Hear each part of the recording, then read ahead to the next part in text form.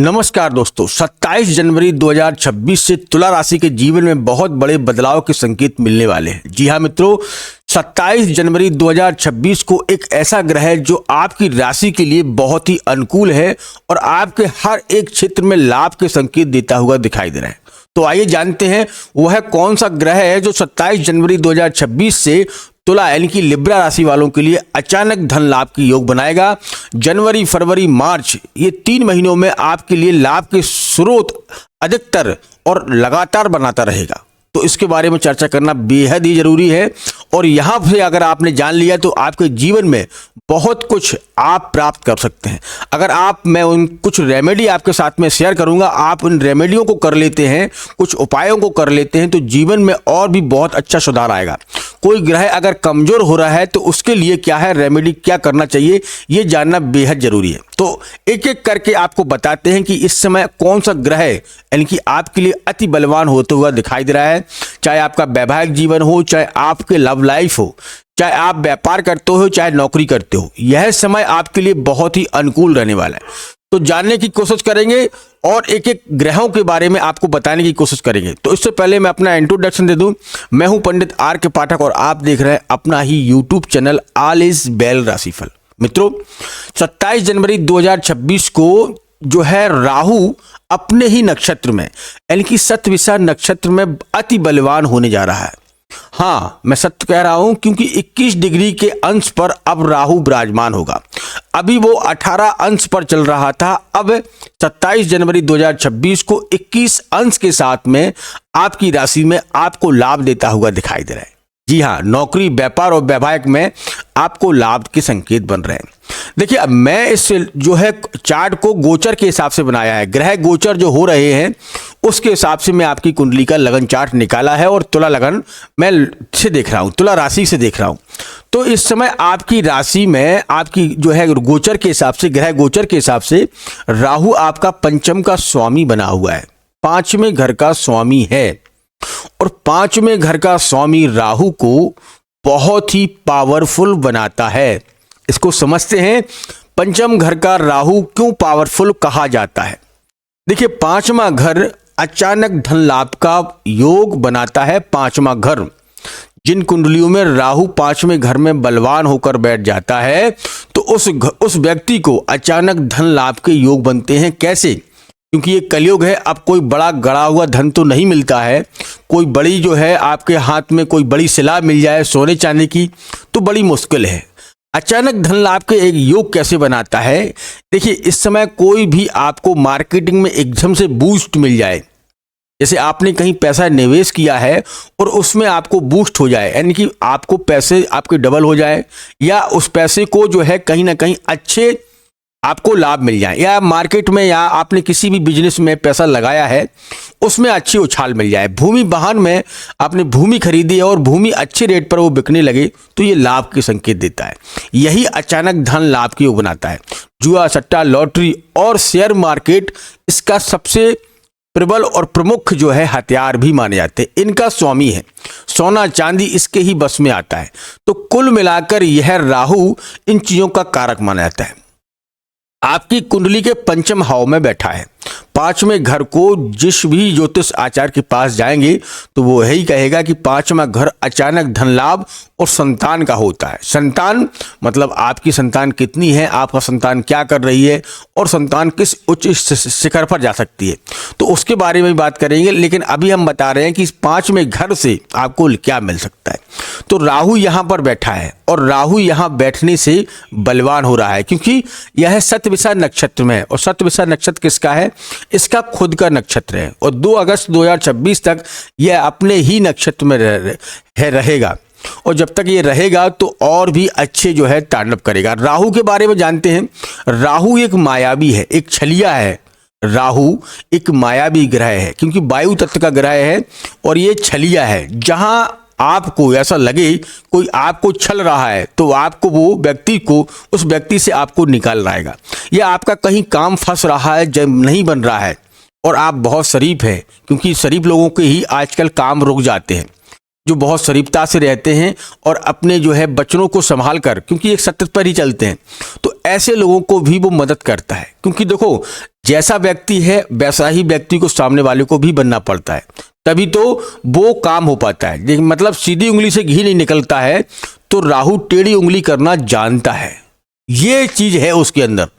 और ग्रह क्या करेंगे कि चलिए आप करते रहेंगे, हो जाएगा, लेकिन राहु क्या है, अगर आपको नहीं समझ में आ रहा है तो वो समझाने की भी क्षमता रखता है। कहने का मतलब ये है। तो राहु इस समय बैठा है आपके 5वें घर में। अब दृष्टि कहाँ बन रहा है, तो देखिएगा इनके पास 3 दृष्टियां होती हैं, 5, 7 और 9। पहली दृष्टि से कहाँ देख रहा है, इस पर चर्चा करते हैं। 1, 2, 3, 4 और 5, यानी कि आपके भाग्य को डबल कर रहा है। तुला राशि वाले लिब्रा, आप मुझे कमेंट बॉक्स में लिखकर बता सकते हैं आपके भाग्य में बूस्ट हो रहा होगा। चाहे आप छोटी प्रॉपर्टी हो या बड़ी प्रॉपर्टी आपके हाथ लग रही होगी, कोई पैसा आपका रुका होगा वो पैसा वापस आ रहा होगा, या आपके मन में जो भी चल रहा है उस चीज़ों को कहीं ना कहीं राहु एक्सेप्ट करके आपको उनमें लाभ दे रहा है। चाहे आपका वैवाहिक जीवन हो, वो काफ़ी समय से रुका हुआ था, उनमें कहीं ना कहीं अब बूस्ट के संकेत आ रहे हैं। बहुत जल्द ही आपकी शादी का जो है समय निकल सकता है, ये जनवरी, फरवरी और मार्च में। ये भाग्य को प्रबल कर देता है, क्योंकि इस घर में इसकी दृष्टि बन रही है। राहु अपनी दृष्टि से जहां देखता है उस घर में बल देता है। यहां देखा जाए तो 3 लिखा है, तो बुध का भी कनेक्शन इससे बन रहा है। बुध क्या है, वाणी और फाइनेंस के देवता है। बुध को फाइनेंस और वाणी का देवता कहा जाता है कि जैसी अच्छी आपकी वाणी होगी, मधुर होगी, तो लोग बहुत जल्दी ही आपसे प्रभावित होंगे।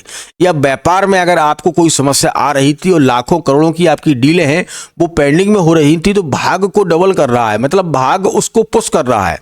धीरे धीरे करके वो डीलें आपके पक्ष में जाती हुई दिखाई देगी। ये राहु करता हुआ भाग्य को बढ़ा रहा है। कहने का मतलब इस दृष्टि से भाग्य को बढ़ा रहा है। लेकिन यहां पर देखा जाए तो 5, 6 और 7 यह घर हो गया आपका आय का और आपके खर्चों का। ये 11वां घर है कुंडली के हिसाब से, गुरु का ये घर है शनि का, लेकिन यहाँ राहु अपनी 7वीं दृष्टि से यहाँ देख रहा है।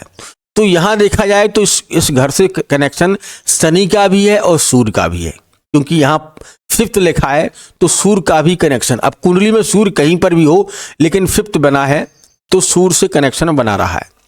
तो ये मानकर चलिए इस समय आपकी आमदनी कम हो सकती है और खर्चे अधिक बढ़ रहे होंगे।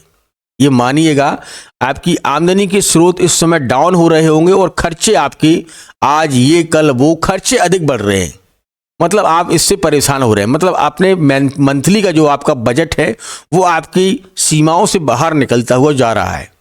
मतलब आप सोच रहे थे कि हम इसमें ही काम चला लेंगे, लेकिन कुछ चीज़ें खर्च अधिक हो रहा है तो वो सीमाएं आपकी तोड़ता हुआ दिखाई दे रहा है, क्योंकि राहु यहाँ पर अपना उल्टा प्रभाव डालेगा। मतलब आमदनी के स्रोत को थोड़ा डाउन करेगा और खर्चों को बढ़ा देगा, क्योंकि सूर्य से कनेक्शन बना रहा है।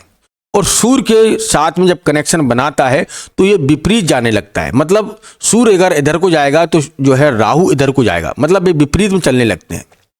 जहां राहु के साथ में सूर्य, चंद्र और मंगल आ जाते हैं तो वो अपनी दिशाओं को बदल लेता है, अपने प्रभाव को, अपने दिशाओं को बदल लेता है, अपने देने के प्रभाव को बदल लेता है।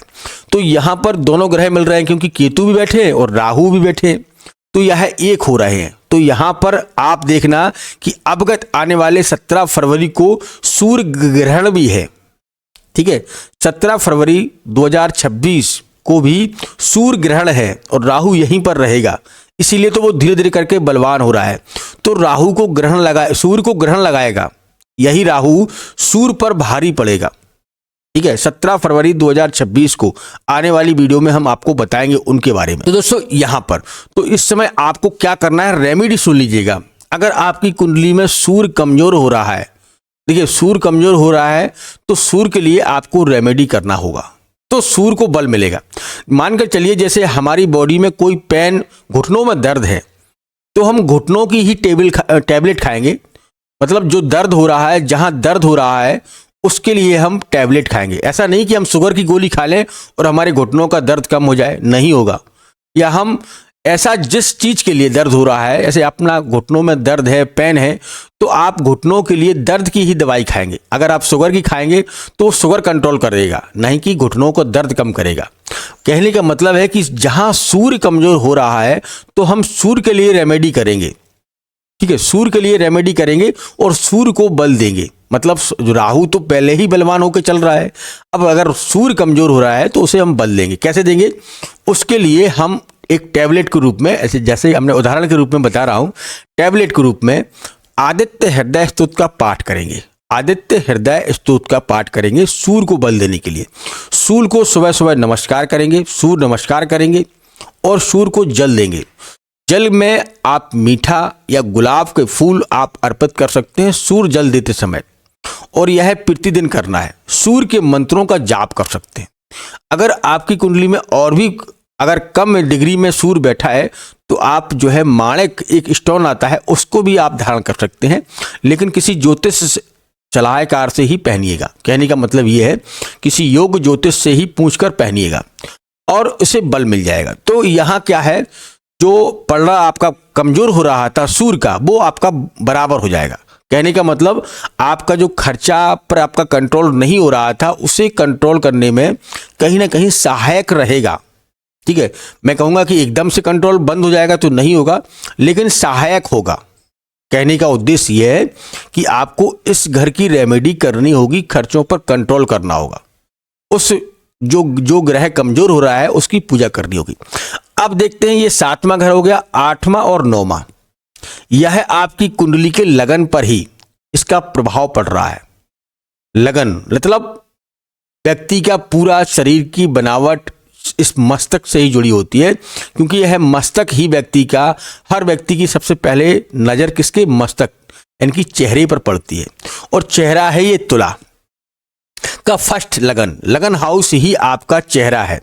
तो यहां पर आपके मन में बहुत सारे ख्याल आ रहे होंगे, कोई नई योजना आप तैयार कर रहे होंगे, कोई आपने रोड शो तैयार कर लिया होगा मन में ही, आप इस पर काम करने के विचार कर रहे होंगे, या जो युवा तैयारी कर रहे हैं फॉरेन कंट्री जाने की, आपने घर से जहाँ जन्मभूमि है वहाँ कर्म भूमि में जाने के लिए, पढ़ाई के लिए, उनके लिए यह बहुत ही अच्छा सफ़र रहेगा और आप जा सकते हैं, आपको उसमें लाभ मिलेगा।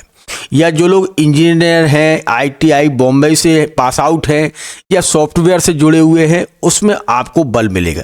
या जिन लोगों की शादियों में समस्या आ रही थी, शुक्र, क्योंकि शादी विवाह का कारक है, लड़कों की कुंडलियों में शुक्र विवाह का कारक है और लड़कियों की कुंडली में गुरु विवाह का कारक है। तो यहाँ पर शुक्र आपका बलवान है, तो आप मानकर चलिए आपके विवाह में अगर कोई समस्या थी तो वो सॉल्व हो जाएगी और जनवरी, फरवरी, मार्च में आपको विवाह जैसे एक योग्य अवसर यानी कि संबंध में बंधने का मौका मिलेगा और आपका जीवन मंगलमय होगा। इन चीज़ों को अब ये देखना भी जरूरी है कि आपकी कुंडली में कौन सा ग्रह कमजोर हो रहा है, तो उसके लिए आपको बल करना है। यहाँ पर शुक्र अगर आपकी कुंडली में कमजोर हो रहा है, कमजोर का मतलब डिग्री में नहीं है, तो उसके लिए हमें क्या करना चाहिए? भाई ग्रह को तभी बल मिलेगा जब एक समान सभी ग्रह आ जाएंगे, नहीं तो ऊपर नीचे रहेगा तो वो आपको फल नहीं मिलेगा। कहने का मतलब है अगर शुक्र कमजोर हो रहा है तो यह वैवाहिक जीवन, आपकी लग्जरी लाइफ, आपका जीवन का रवैया सब कुछ डाउन कर देता है, फाइनेंस को भी बिगाड़ देता है अगर शुक्र कमजोर हो रहा है। तो शुक्र को मजबूत करने के लिए क्या करना चाहिए? एक छोटा सा उपाय आप कर लीजिएगा। शुक्रवार के दिन माँ लक्ष्मी की पूजा करना, क्योंकि आपकी राशि का स्वामी शुक्र है और शुक्रवार के दिन माँ लक्ष्मी की पूजा करना बेहद ही आवश्यक रहेगा और आप कर सकते हैं, लाभ पाएंगे इससे। दूसरी चीज, सफेद चीजों का दान करना, दूध, दही या मट्ठा का दान करना लाभकारी रहेगा। सफेद चीजों में सफेद ब्रेड को भी दान कर सकते हैं, लोगों को खिला सकते हैं, या आप दूध का, दही का दान कर सकते हैं, गरीब कन्याओं में बांट सकते हैं, किसी को भी दे सकते हैं, चावल का भी दान कर सकते हैं शुक्रवार के दिन। इन चीज़ों का आप दान करिएगा, लाभ मिलेगा, शुक्र बलवान होगा। और माँ लक्ष्मी के बीज मंत्रों का जाप करिएगा, छोटे से मंत्र हैं, आप उनका जाप कर सकते हैं। ठीक है, इन चीज़ों को अगर हो सके तो आप डायमंड यानी कि हीरा पहन सकते हैं शुक्र के लिए, लेकिन हीरा मैं कहूँगा बहुत महंगा आता है, बहुत कॉस्टली है, तो उसे आप जो है हो सके तो पहनिएगा, ना हो सके तो आप जो है शुक्र के मंत्रों का ही जाप करिएगा, यानी कि माँ लक्ष्मी के मंत्रों का जाप करिएगा, शुक्र के मंत्रों का जाप करिएगा, यहाँ यह बलवान हो जाएगा। तो वैवाहिक जीवन में सफलता के योग बनेंगे।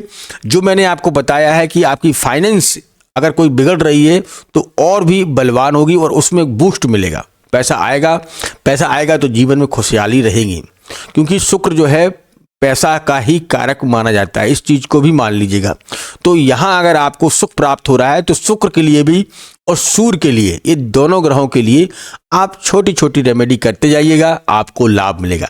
कोई इतनी बड़ी रेमेडी नहीं है कि आपको लाखों दिनों तक या जो है लाखों रुपए खर्च करके आपको करना है, छोटी छोटी सी। देखो हमारे जीवन में भी 7 रंग होते हैं, ठीक है। 7 रंग से जो एक इंद्रधनुष बनता है, वही रंगों से संबंधित हमारे जीवन पर भी असर पड़ता है। वही रंग कहीं ना कहीं आपके जीवन में, जैसे हमें कहते नहीं, डॉक्टर कहते हैं आपको आयरन की कमी है, विटामिन डी की कमी है, तो क्या कहते हैं वो ग्लूकोज या जो है धूप में बैठने के लिए सलाह देते हैं। तो हमें सूर्य से भी जो है विटामिन डी हमारी अगर कमी होती है तो वो पूरा हो जाती है। कैसे? इसीलिए तो कहने का मतलब है कि हमें जो हमारे जीवन में जो रंग है, जो इंद्रधनुष बनता है, तो वो कोई ग्रह अगर कोई जो है रंग कमजोर हो जाता है तो हमारा जो है जीवन का एक जो टर्निंग पॉइंट है वो कहीं ना कहीं रुक जाता है या वो अपनी पटरी से उतर जाता है। तो उन चीज़ों को मिलाने के लिए, उन चीज़ों को समझने के लिए आप ये चीज़ें कर सकते हैं, आपको लाभ मिलेगा। दोस्तों आपको यह वीडियो कैसा लग रहा है मुझे कमेंट बॉक्स में लिख कर बताइएगा। और हाँ, अगर आपका कोई भी प्रश्न है तो मुझे कमेंट बॉक्स में लिखा करें। और अगर आप अपनी कुंडली का एनालिसिस करवाना चाहते हैं तो दिए गए व्हाट्सएप नंबर पर आप संपर्क कर सकते हैं और फिर मैं आपसे जो है व्हाट्सएप पर आपसे मुलाकात करके और आपकी कुंडली का एनालिसिस करके और आपसे बात करूंगा। जी हाँ, चार्ज भी लगते हैं, तो इसलिए मैंने आपको बता दिया। तो मिलते हैं बहुत जल्द ही एक नेक्स्ट वीडियो के साथ। तब तक आप अपना ख्याल रखिएगा, स्वच्छ रहिएगा। धन्यवाद। जय श्री राम, जय जय श्री राम।